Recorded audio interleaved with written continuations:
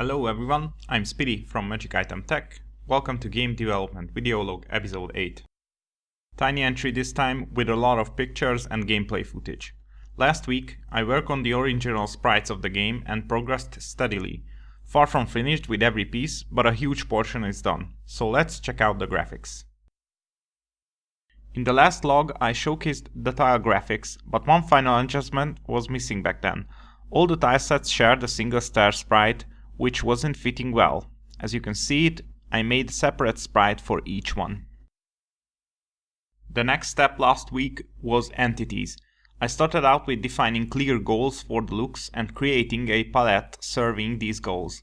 The idea was to select contrasting vivid colors to make entities pop from the environment and, on contrary to the looks of the dungeons, make them lively.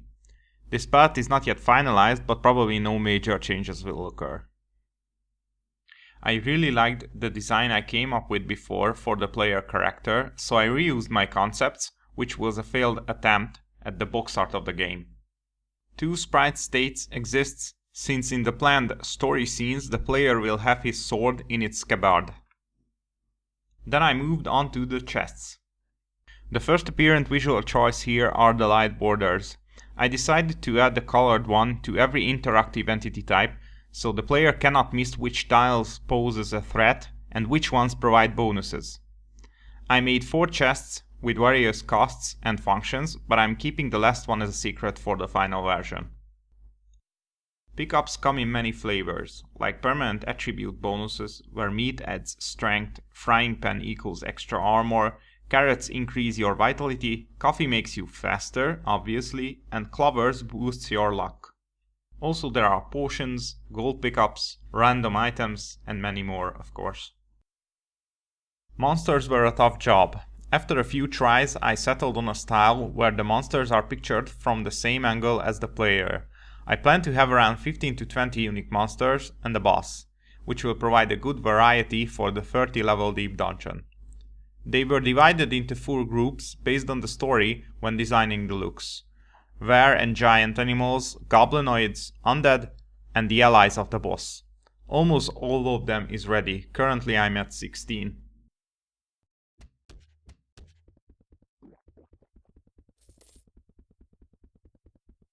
Here's a recent video footage from the gameplay to showcase it with the closer to final looks.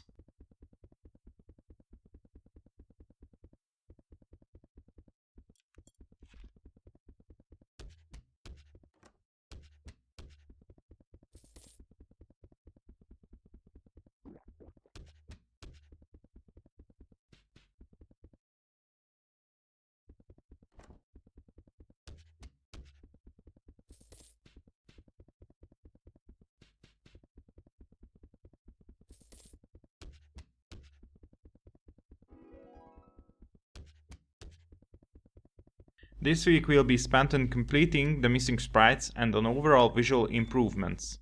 I'm guessing the next entry will feature similar content. Small news is my plans for the alpha demo. Before I complete and release the game, I really wanted to do an open build, which will become the final demo later, to gather some feedback. I think wrapping this version up sometime next week is perfectly viable, so by the end of this one I'll post a finished plan for it too.